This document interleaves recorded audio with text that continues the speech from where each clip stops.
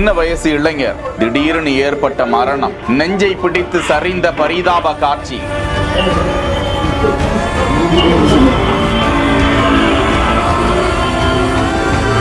Bike மீது ஏறி வீட்டிற்கு செல்ல முயன்ற கபடி வீரர் மாரடைப்பால் உயிரிழந்த பதற வைக்கும் காட்சி.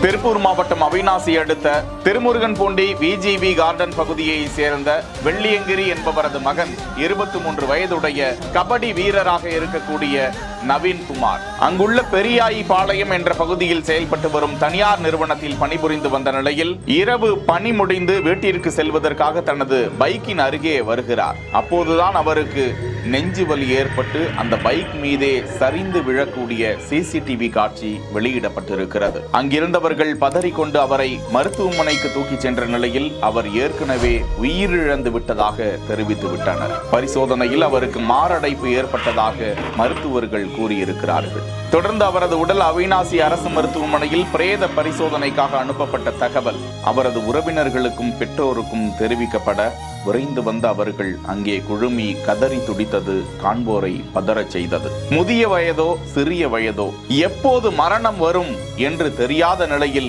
இந்த இளைஞருக்கு நேர்ந்த இந்த துயர சம்பவம் மக்களிடையே அதிர்ச்சியை ஏற்படுத்தாமல் இல்லை. அந்த இளைஞரின் குடும்பத்தினருக்கு ஆழ்ந்த இரங்கல்கள் தெரிவிக்கப்பட்டு வருகின்றன.